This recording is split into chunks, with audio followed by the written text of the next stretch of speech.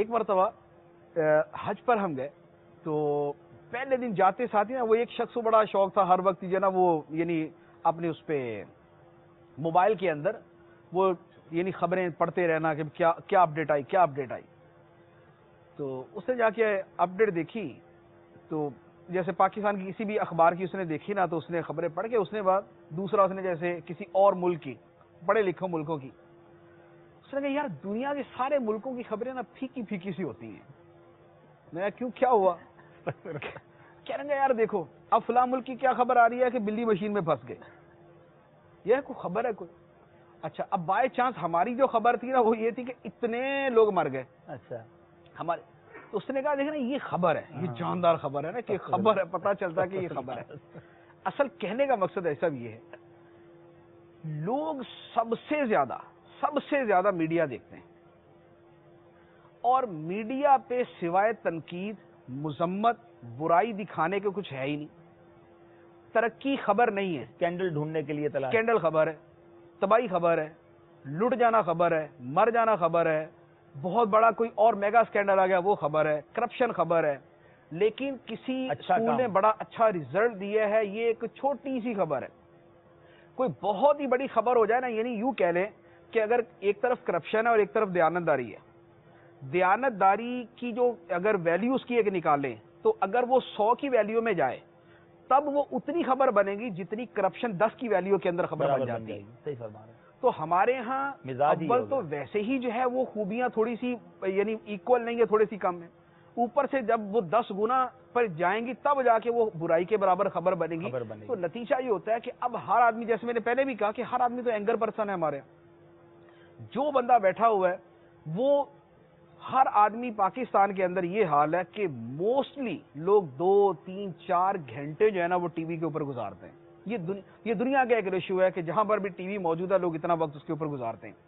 اب ہمارے ہاں جب بھی وہ دیکھیں گے وہ سوائے لڑائی, وہ سوائے آپس میں الزام تراشی, وہ سوائے کرپشن, سوائے تنقید, سوائے برائیاں, سوائے بری باتوں کے ہائی لائٹ کیے وہ اس کے علاوہ کچھ دیکھیں گے. ایون کہ آپ آج کی اخبار اٹھا کے دیکھ لیں, میں نے ابھی نہیں پڑھی لیکن آج کی اخبار دیکھ لیں, اس کی تمام خبروں کی گنتی کر لیں. اگر وہ 200 خبریں ہیں, 200 خبریں میں کچھ خبریں محض خبریں ہی ہوں گی کہ ایسا ہوا ہے, اب وہ اچھا ہے یا برا قطع نظر اس کے, لیکن کچھ وہ ہیں جن کو آپ اچھا شمار کریں گے, کچھ وہ ہیں جن کو آپ برا شمار کریں گے. اب آپ برے اور اچھی خبروں کی تعداد کو اگر آپ دیکھ لیں تو نمبر 1 تو یہ ہوگا کہ 80% خبریں بری ہوں گی, 20% اچھی ہوگی, نمبر 1. نمبر 2 کیا ہوگا, آپ ذرا خبروں کی جو پاور ہے نا اس کو دیکھیں کہ ہائی لائٹ ہونے کے اعتبار سے اور ہائی لائٹ نہ ہونے کے اعتبار سے آپ دیکھیں کہ بری خبروں کی سرخی زیادہ بڑی ہے یا چھوٹی خبروں کی سرخی, اچھی خبروں کی جو ہے وہ سرخی زیادہ بڑی ہے. جب وہ تقابل کریں گے تو پتہ چلے گا کہ 90% جو زیادہ ہائی لائٹ ہیں وہ بری خبریں. اب وہ پہلے ہی 80% تھی, اول تعداد میں 80% تھی, اوپر سے ہائی لائٹ کرنے میں 90% ہو گئی.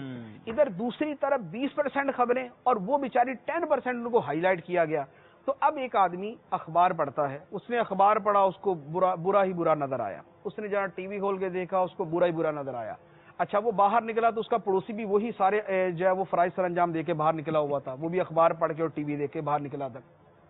اب یہ دونوں آپس کے اندر ملے, دونوں جب آپس میں ملے اور بات چیت شروع کی نا تو اب جو اس نے دیکھا تھا جو اس نے دیکھا دونوں کا ایک ہی موضوع ہے.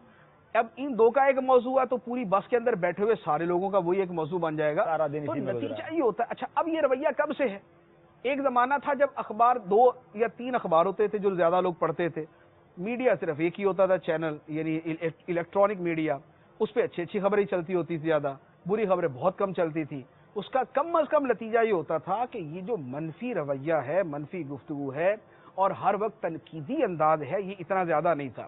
جب سے یہ کام شروع, اچھا پھر اب اس کے اندر کیا ہے, ٹی وی پر زیادہ پیسے اس کو ملیں گے جو زیادہ لڑوائے گا, جو زیادہ منفی چیزوں کو ہائی لائٹ کرے گا, جو زیادہ منفی چیزوں کو ابھارے گا, جو زیادہ ایک دوسرے پہ تنقید کروا دے گا, اس کو پیسے بھی زیادہ ملیں گے, اس کی ریٹنگ بھی زیادہ ہوگی, اس کو قبول بھی زیادہ کیا جائے گا, لوگ اس کو پسند بھی زیادہ کریں گے. وہ بیچارہ پروگرام کرتا ہے, اس کے بعد وہ اچھی خاصی اتنی ساری تنخواہ جیب میں ڈالتا ہے, وہ نکل جاتا ہے.